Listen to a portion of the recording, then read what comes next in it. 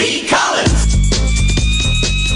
Peter B. Collins, news and comment. It's Thursday, July 12th, 2018.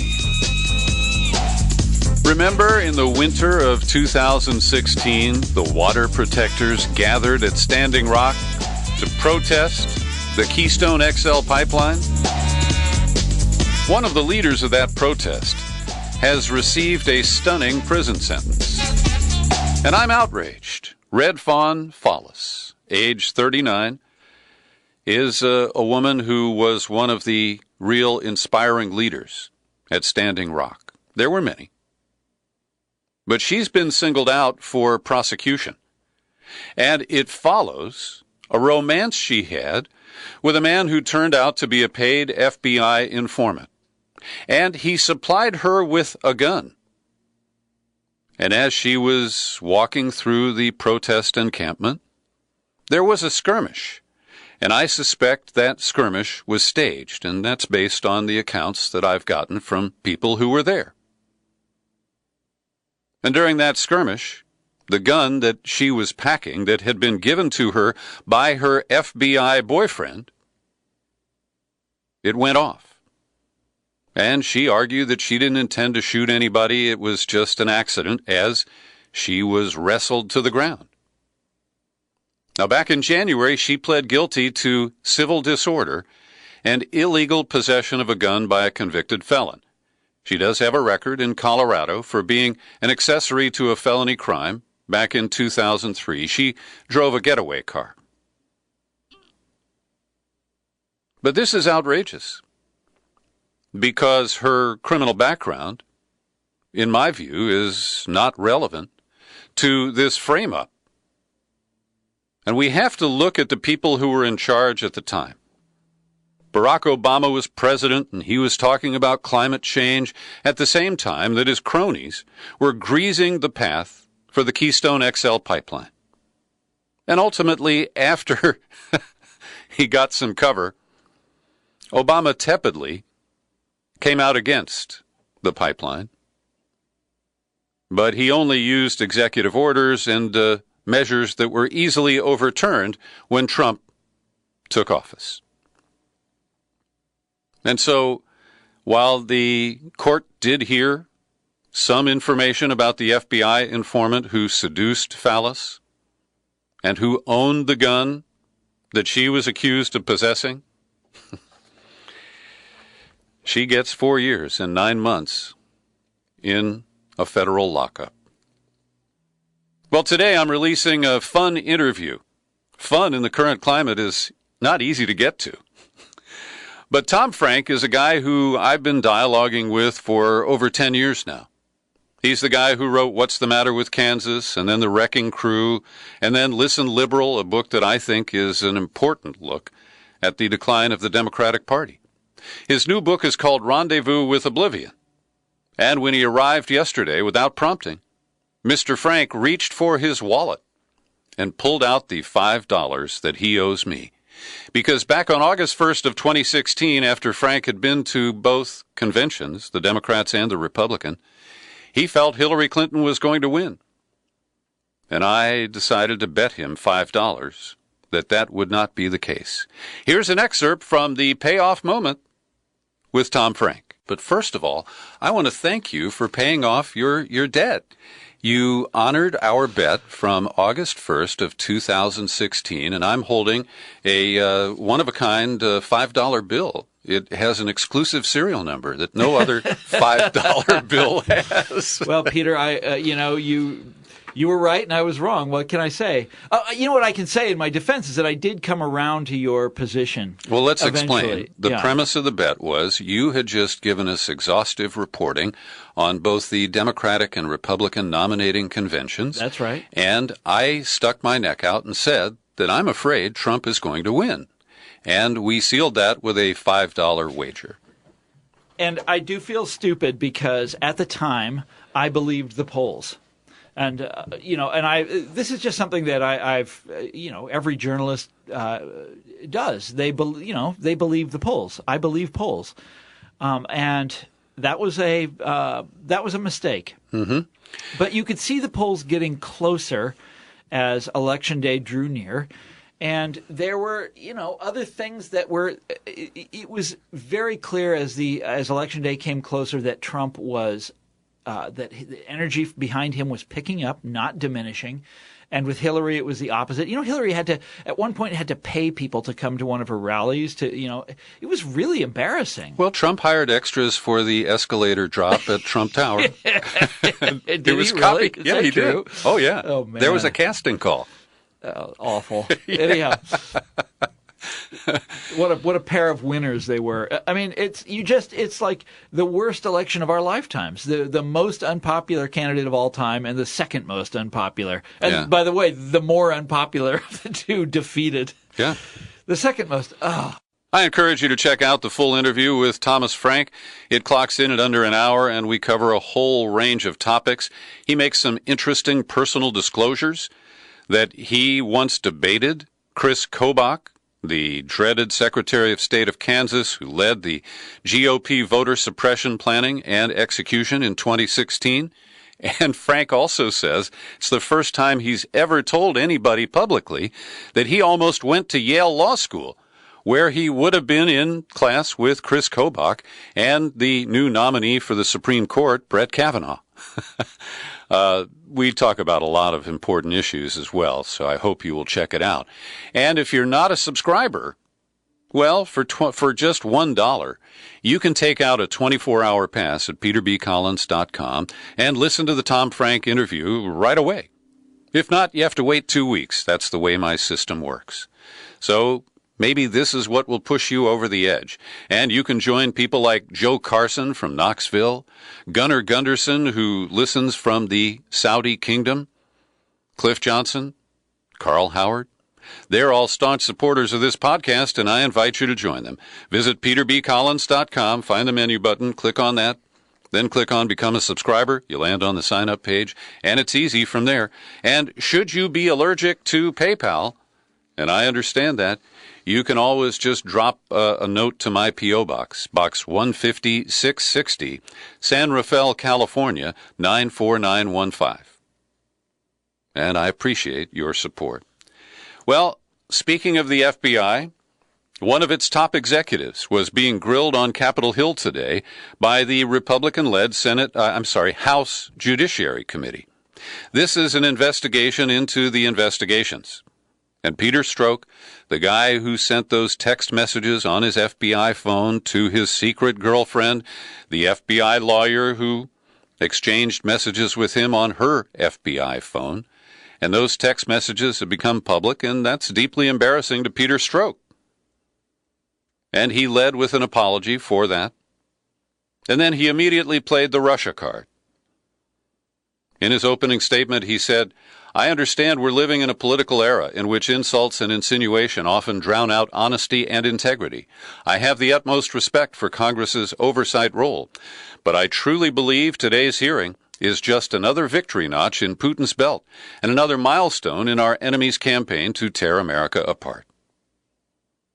So he is supporting the Russiagate narrative, and he even said that while he cannot testify about those details because of the Mueller investigation and his instructions from the FBI and the Justice Department, Trey Gowdy and Bob Goodlatte, the chair of the committee, they both tried to bulldoze him, saying that he was required to answer their questions.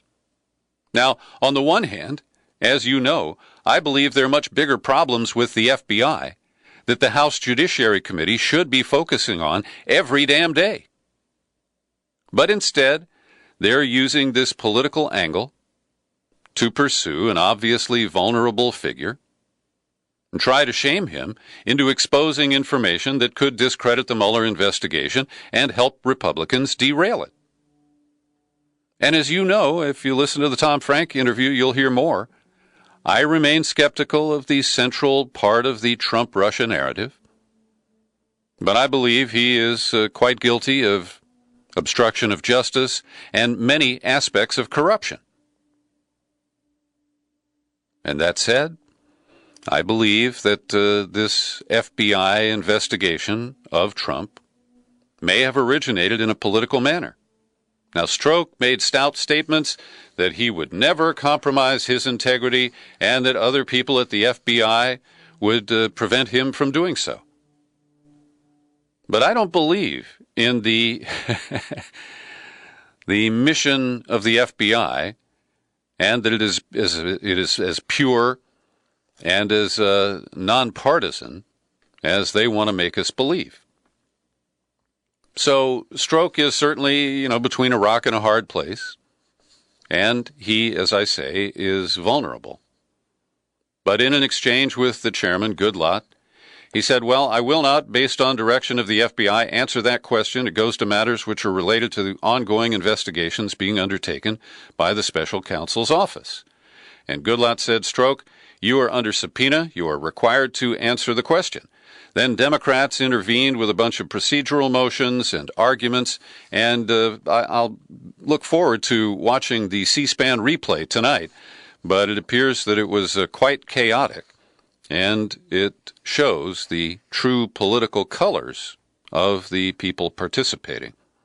And speaking of the wayward FBI, I've been holding on to this for a few days, but last week at Truthdig, one of the people at Fairness and Accuracy in Reporting, Adam Johnson, a media analyst, published a piece called The Media Needs to Radically Change the Way It Covers So-Called Foiled Terror Plots.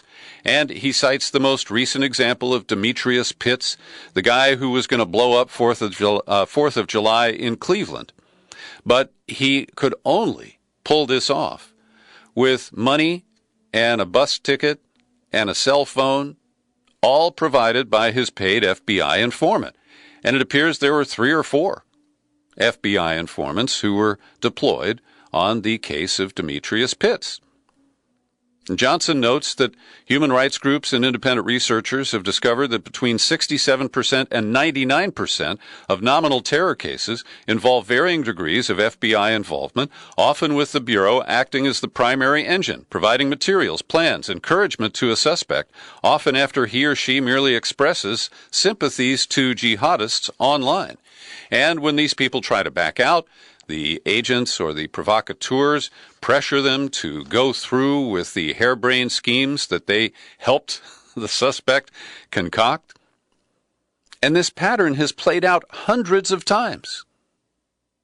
And there are very few media outlets that look critically and say, well, wait a minute. The FBI didn't prove its case. The FBI framed this guy. The FBI informant was paid, and the informant is somebody who is compromised himself from prior criminal behavior. These are very serious, insidious issues that go to the heart of the credibility of our law enforcement system, including the vaunted FBI. Is there any elected official who cares about this and who challenges the Bureau? If you can think of one, would you let me know? I will invite that elected official for an interview pronto.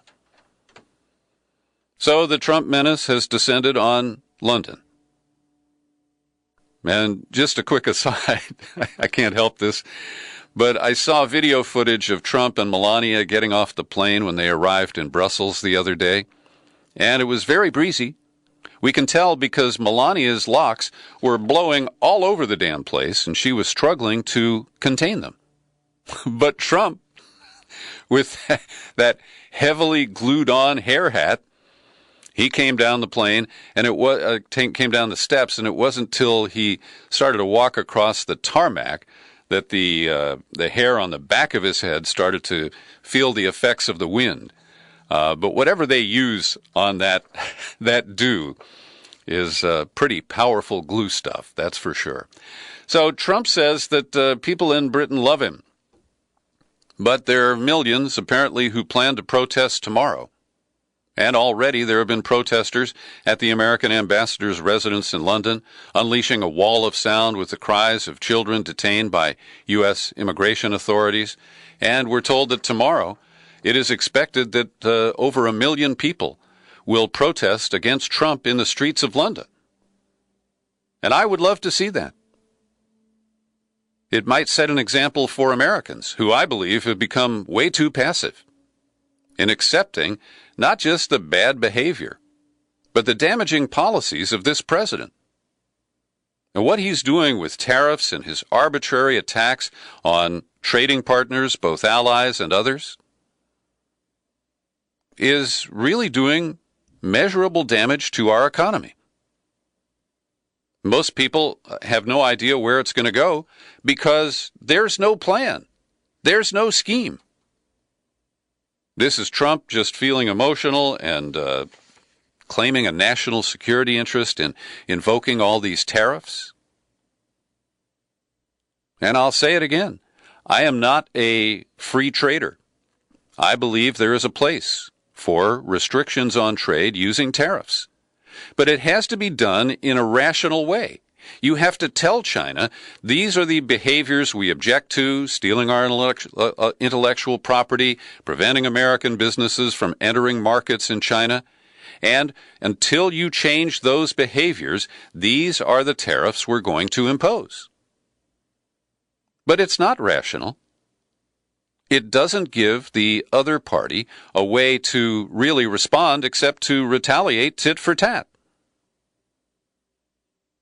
And while the Senate passed a real watered-down, toothless resolution begging the president to consult them before he does this again, that's about the only public objections we're hearing about this maddening trade policy that Trump has embraced. A good piece at Consortium News today by Jonathan Marshall expands on some of my commentary yesterday about the future of NATO. And here's another case where Trump has some instincts that I would say are on target. NATO is an anachronism. NATO is a way of selling American military arms and systems to members of NATO. But NATO, because it has been expanded beyond its original footprint, really doesn't have a central purpose. And NATO is also simply a way for the U.S. to conscript allies into supporting our military misadventures. NATO staunchly has supported us and continues to in Afghanistan. They were active in Iraq. They helped us lead the blundering move to take out Gaddafi in Libya. And Jonathan Marshall addresses many of these inconsistencies and asks the right questions. Should NATO continue? And what is its true mission? He writes, NATO's support for reckless U.S. interventions abroad should be considered a bug to be erased, not a feature to boast about. And that's without even considering the disastrous fallout of NATO's mendacious attack on Libya, which left the country a failed state, drove jihadists into Syria, unleashed terrorism in Western Europe, and produced a tidal wave of refugees that put the future of the European Union at risk. Later, he writes, the intellectual poverty behind support for NATO suggests that the bureaucratic and special interests, think defense contractors, have had more to do with the alliance's survival than legitimate security threats. But NATO has become more than an expensive relic, he argues. It is now a major security liability. NATO's relentless eastward expansion, growing from 16 member countries to 29, most recently with the addition of Montenegro, violated firm promises made by Western leaders to Russia at the time of Germany's reunification. And this is one of the reasons why, again, I believe Trump has the right instincts about Crimea. Trying to maintain sanctions on Russia over Crimea is a lost cause. And while you can argue about the way Putin did it is out of bounds, he's got it, he's going to keep it. And NATO's expansion is one of the reasons that he justified that move. I'll also point out that last night the Public Television News Hour brought on Victoria Nuland, who was Under Secretary of State to Obama, who was the engineer, one of the engineers of the coup in Ukraine that took down the Yanukovych government and created the opening for Putin to grab Crimea. See, we never look at the events that lead up to events that we object to and the U.S. role. And of course, Victoria Nuland was not identified by PBS in any way for the role that she played just about 4 or 5 years ago. And I have to say that while I'm generally very skeptical of the reporting and particularly the opinion pages of the Washington Post, this reporter, Philip Bump, has impressed me recently with his analytical skills and a willingness to buck the party line at the Post. And in a piece called Why It's Particularly Odd for Trump to Fixate on NATO's GDP Spending Requirements, he breaks down why this is the benchmark that is used. And I think it is a really bizarre benchmark. Understand that what Trump has been talking about is he wants every member nation to spend at least 2% of their GDP, not on NATO, but on their own domestic military institutions in general. He wants everybody to be armed to the teeth. And I believe that Trump's motive is to try to promote sales of more U.S. weapons systems. I don't support that. But I also think that there is a legitimate claim that the U.S. shoulders too much of the load of NATO. Today, the Post is saying that the spending as a percentage of GDP, the U.S. is only providing about 1/5 of the actual funding for NATO. And so the idea that Trump floated that everybody should spend 4%, which is double the agreement that is now in place, it's bizarre. And it really doesn't relate to readiness, to deployments, to actual contributions to NATO missions, as misguided as many of them are. So I hope you'll read the piece at Consortium News, because I think that he makes a lot of interesting points that are worthy of your consideration. And I've also linked to Philip Bump's piece in the Washington Post today. Gareth Porter has published the second of 2 pieces, critical of the leakers and then the media outlets that published the leaks in recent weeks, claiming that North Korea is continuing its buildup of nuclear and missile facilities. And this piece appeared today at the American Conservative. There's a link to it in the show file. He writes, in late June, early July, NBC, CNN, and the Wall Street Journal published stories that appeared at first glance to shed a lurid light on Trump's flirtation with Kim Jong-un. They contained satellite imagery showing that North Korea was making rapid upgrades to its nuclear weapons complex at Yongbyon and expanding its missile production program just as Trump and Kim were getting chummy at their Singapore summit. In fact, he says, those media outlets were selling journalistic snake oil. He recaps the coverage, and he says, in their determination to push hardline opposition to the negotiations, these stories either ignored or sought to discredit the careful caveat accompanying the original source on which they were based, the satellite images that were published at the website 38 North on the 21st of June.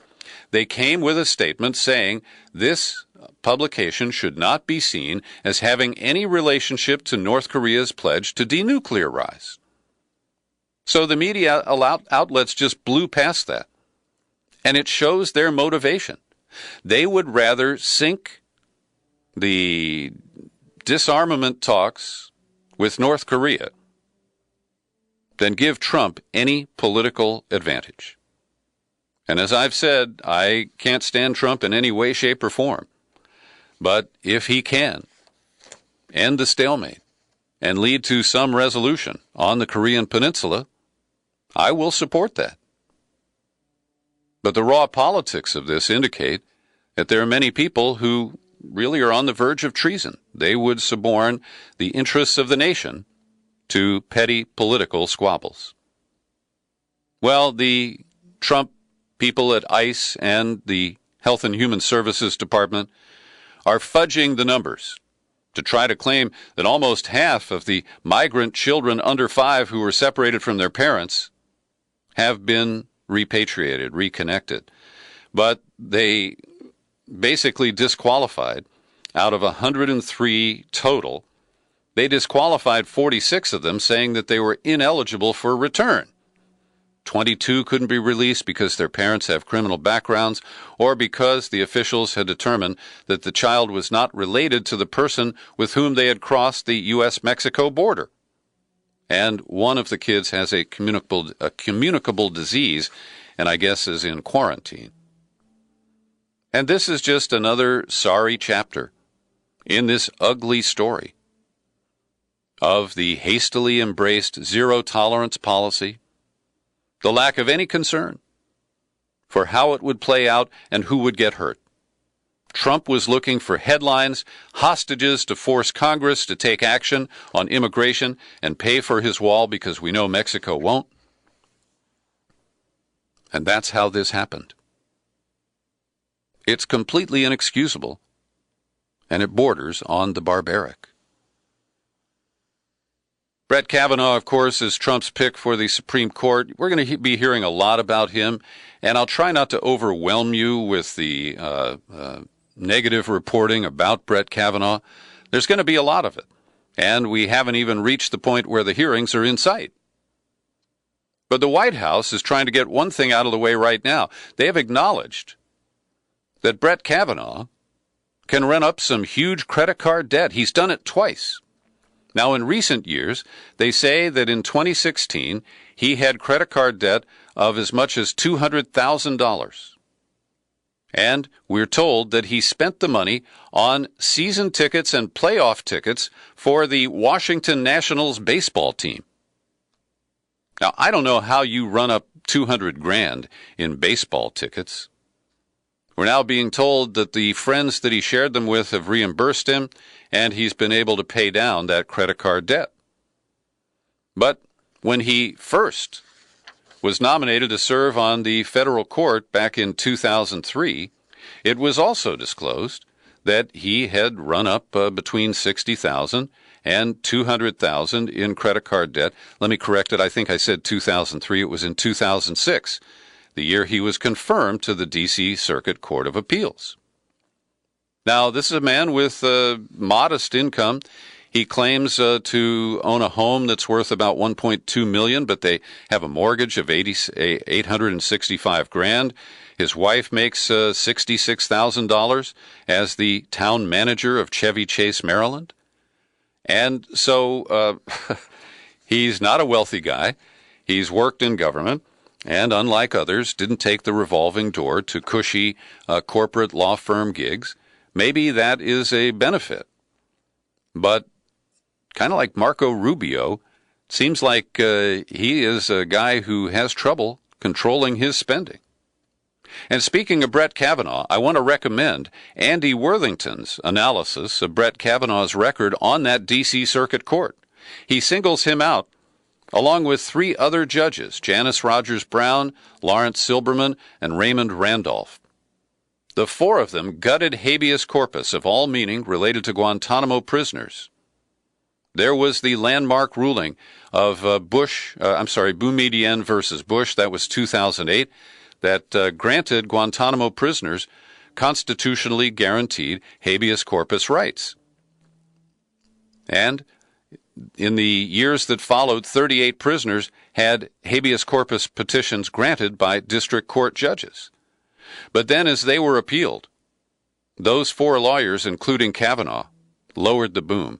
They issued a number of opinions between 2010 and 2011 that reversed or vacated 6 of the rulings, and most critically, after July 2010, no prisoner has had a habeas corpus petition granted. And the final nail in the habeas coffin, says Worthington, was the November 2011 ruling in the case of Adnan Latif, who later died allegedly by suicide. And we have these forever prisoners. Yesterday there was a hearing. We've been talking about it for a couple of days. The hearing took place in a federal court in Washington against the ongoing detention of 8 of the 40 Muslim men still held at Guantanamo. There are 26 of these forever prisoners, and it's awkward that we now have forever stamps from the Postal Service, but the forever prisoners have not been charged and will not be tried, and presumably most of them were subjected to torture And that is the primary reason the government won't move forward with a trial. But the lawyers from the Center for Constitutional Rights made the case that the authorization for use of military force that Bush signed after September 11th is no longer relevant. After all, Obama ended the war in Afghanistan officially at the end of 2014. And get this, the government countered that as long as operations continue against al-Qaeda and the Taliban in Afghanistan, that the AUMF still holds, and therefore these men can be detained forever. And when Judge Thomas Hogan asked if in the government's view the war could last 100 years, Justice Department Attorney Ronald Wiltse said yes, we could hold them for 100 years if the conflict lasts 100 years. This is shameful. And it's being done in our names. I, for one, reject it. Here in California, we're almost 2 years ahead of schedule at reducing our greenhouse gas emissions.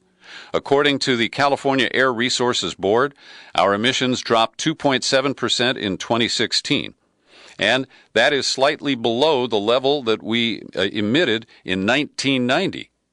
And the goal of our climate change related programs here in California has been to hit the 1990 number by 2020. So we have hit it, and we're, 18 months ahead of schedule.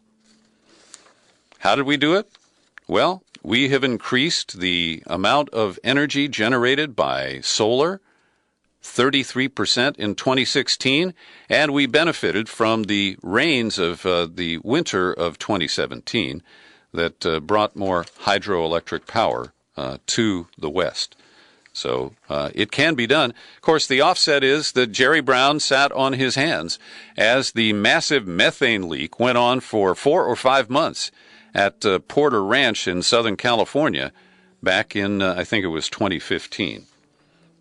And finally today, Sean Spicer is publishing a book. The guy who Trump famously sent out to the press room to lie about the size of his inauguration crowd.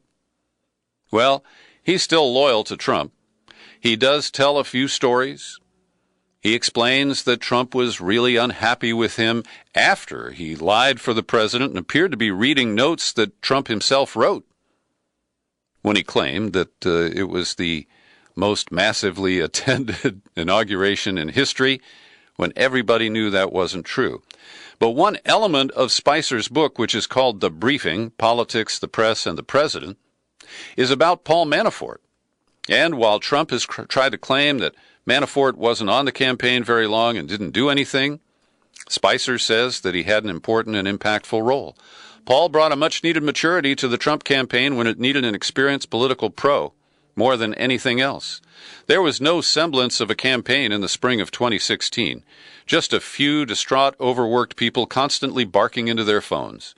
Paul immediately set up and staffed the political and communications operations necessary to take on the Clinton machine. So that's inconvenient for Trump, and it may mean that Paul Manafort's going to call Sean Spicer to testify at his trial.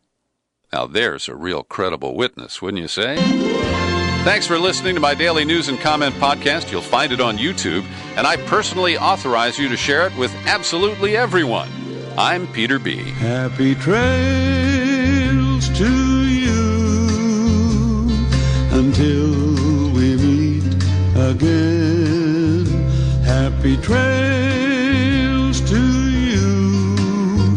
Keep smiling.